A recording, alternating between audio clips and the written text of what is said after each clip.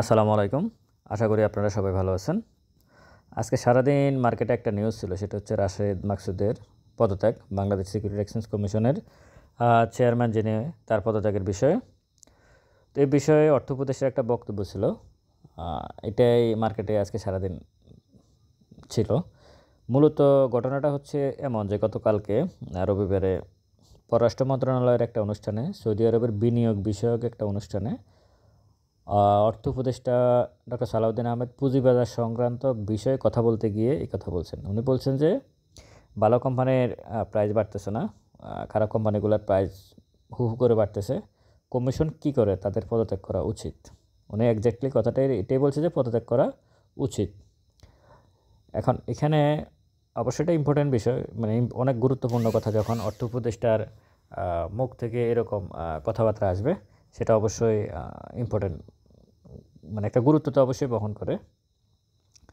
রাশেদ মাকসুদ মূলত ঘটনাটা যেটা, এই ধরনের কথা অর্থ উপদেষ্টার মুখ থেকে কেন আসছে, সেটা হচ্ছে বিষয়। সেটা হচ্ছে গত কয়েকদিন আগে আপনারা মনে আছে নিশ্চয়, ডিবিএর যারা ব্রোকারেজ হাউস অ্যাসোসিয়েশন, তারা অর্থ উপদেষ্টার সাথে সাক্ষাৎ করছেন, অর্থ উপদেষ্টার সাথে। সেখানে মূলত তারা সাক্ষাৎ, হয়তো পত্রিকায় সাক্ষাতের বিষয় আসছে। বিষয়টা কিন্তু তারা আসলে কমিশনের বিরুদ্ধে নালিশ করতে গেছে। যদি একবারে ইনফরমালি ব্যাপারটা বোঝা যায় যে তারা কমিশনের বিরুদ্ধে নালিশ করতে গেছে, কারণ তারা বারবারই টকশোগুলোতে যারা মূলত মার্কেট মেকার বর্তমানে, বা মার্কেট প্লেয়ার যাদেরকে আমরা বলি, তাদের আঙ্গুলের মানে তীরটা কমিশনের দিকে, কমিশনের কারণে তারা মার্কেটে প্লে করতে পারতেছে না। এই এই ব্যাপারটা তারা খুব মানে সিরিয়াসলি মানে ইয়ে করতেছে। তো সব কিছু মিলে ওখানে একটা অর্থ উপদেষ্টাকে কিছু একটা বলা হয়েছে। আবার আমি যতটুকু জানি যে আজকেও কমিশনের সাথে মধ্যস্থতাকারীদের একটা বৈঠকের একটা বিষয় ছিল। বৈঠক হয়েছে কিনা জানি না, তো বৈঠক হওয়ার কথা ছিল। আমি গতকালকে একটা অনলাইন নিউজে দেখলাম। আর আগামীকালকে অর্থ উপদেষ্টার সাথে আবারও ডিবিএর, মানে কালকে ডিবিএ না, শুধু brokerage house association, merchant bank, ব্যক্তি শ্রেণীর বিনিয়োগকারী, মানে যারা মধ্যস্থতাকারী মার্কেটের, তাদের প্রত্যেকের একটা মিটিং আছে অর্থ উপদেষ্টার সাথে।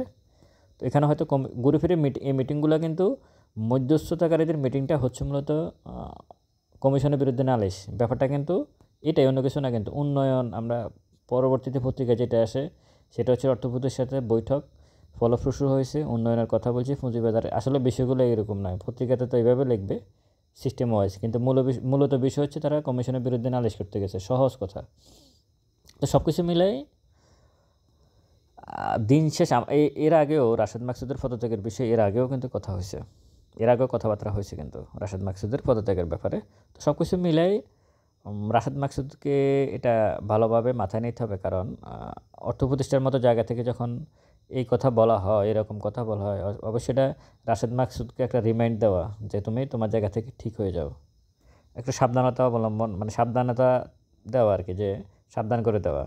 কারণ যদি এখানে একটা রাজনৈতিক বিষয় আছে, যদি বর্তমান সরকার কোনো কারণে ভোটের দিকে যায়, এই সরকার মানে যারা এখন ক্ষমতায়, মানে এই অন্তর্বর্তীকালীন সরকারের একটা অংশ, তারা যদি ভোটের দিকে যাওয়ার চেষ্টা করে বা এরকম পরিস্থিতি তাদের ভিতরে থাকে, তারা তো অলরেডি দল গঠন করছে, নাগরিক ঐক্য বা কী এরকম একটা যেন বৈষম্যবিরোধী ছাত্র আন্দোলন, যদি এরকম কিছু হয় যে ভবিষ্যতে ভোটের দিকে যাবে, তাহলে এই জিনিসটাকে তারা খুব সিরিয়াসলি দেখবে। কারণ এখানে জনসাধারণ, ক্ষুদ্র বিনিয়োগকারী, এখানে অন্তত 15 লাখ যদি বিনিয়োগকারী এখানে থাকে, এর সাথে আরও যদি 5 জন করে ধরা হয়, প্রায় কোটি, মানে 1 কোটি ভোটার কিন্তু এখানে আছে।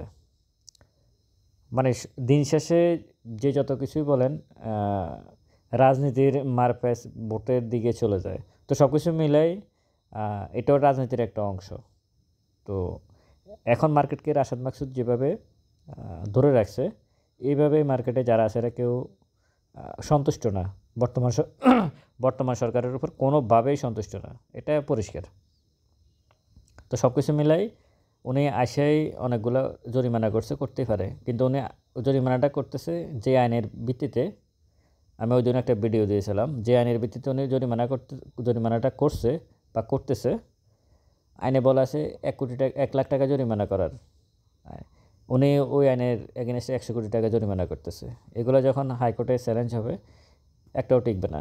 আসলে কেউ আর জরিমানা দেবে, শুধু মার্কেটকে মানে এভাবে ফালে রাখছে, এছাড়া আর কিছু না। কিন্তু মানে আর কিছু না। এখন এটার স্বার্থ কী বা কী অবস্থা, এটা অর্থ উপদেষ্টাই ভালো জানে, আর সিকিউরিটি এক্সচেঞ্জ কমিশনে যারা আছে তারাই ভালো জানে। তারা কী চাচ্ছে, ক্ষুদ্র বিনিয়োগকারীকে ধ্বংস করে সংস্কার চাচ্ছে কি না সেটা দেখার বিষয়। সব কিছু মিলাই আগামী দিনের মার্কেট হয়তো আমি পজিটিভ কিছু বলবো। তবে একটা কথা আপনাদেরকে বলে রাখি, মার্কেটকে হয়তো ছেড়ে দেওয়া, মানে এই এখন যে বন্দি দশা আছে মার্কেট, এখান থেকে হয়তো মার্কেট উপরের দিকে যাবে। আর রাশেদ মাকসুদ এটা পদত্যাগ করবে না। বাংলাদেশের কেউ এরকম নজির নাই। আমাদের দেশে যারা শেয়ার একবার বসতে পারে তারা আসলে তাদেরকে টেনে না নামানো হলে তারা আর ওখান থেকে নামে না। এটা বাংলাদেশের রাজনীতির, মানে এই আমাদের দেশের এই অঞ্চলের, শুধু বাংলাদেশ না, আমাদের এই অঞ্চলে এটাই প্র্যাকটিস হয়ে আসছে। এখানে টেনে না নামানো হলে নামে না। তো সব কিছু মিলাই হয়তো পদত্যাগ হবে না, কিন্তু মার্কেটের জন্য এটা একটা পজিটিভ সাইন আমি মনে করি। অর্থ উপদেষ্টার গতকালকের বক্তব্যটা পুঁজিবাজারের জন্য ভালো একটা কিছু বয়ে আনতে পারে। কারণ এখানে অনেকগুলো বিষয় হয়েছে, সেটা হচ্ছে যে ডিবিএ বারবার মিটিং করতেছে, বারবার কিন্তু ওরা মিটিং করতেছে। মূল বিষয় হচ্ছে এখন ওরাই চলতে পারতেছে না। ব্রোকারেজ হাউসগুলোর অবস্থা করুন। আপনাদের যে ব্রোকারেজ হাউসগুলো আছে আপনারা খোঁজ নিয়ে দেখেন, প্রত্যেকটা ব্রোকারেজ হাউসের অবস্থা খুব করুন। তো সব কিছু মিলেই মানে তাদেরকেও চলতে হবে। মার্কেটকে যদি লেনদেন যদি 1000 কোটি টাকা 800 কোটি টাকা না হয়, তারা তো কমিশন পাবে না। এখন যে লেনদেন দেখতেছেন আপনারা, এটাও অরিজিনালি লেনদেন না, এটাও অরিজিনাল লেনদেন না। এইভাবে কতদিন ধরে রাখবে? মার্কেটকে টেনে তুলতে হবে। আর আপনারা অবশ্যই ভালো শেয়ারের সাথে থাকবেন। যদি এখন যেহেতু মার্কেটের পজিশন এমন যে ছোটোখাটো প্রফিট পেলে টেক করা উচিত। তো রাশেদ মাকসুদের বিষয়ে এটুকুই বক্তব্য যে আসলে আগামী দিনে মার্কেটের জন্য অর্থ উপদেষ্টার এই কথাটা অবশ্যই ভালো কিছু বয়ে নিয়ে আসবে। ভালো থাকবেন সবাই। ভিডিওটা ভালো লাগলে শেয়ার করবেন। আসসালামু আলাইকুম।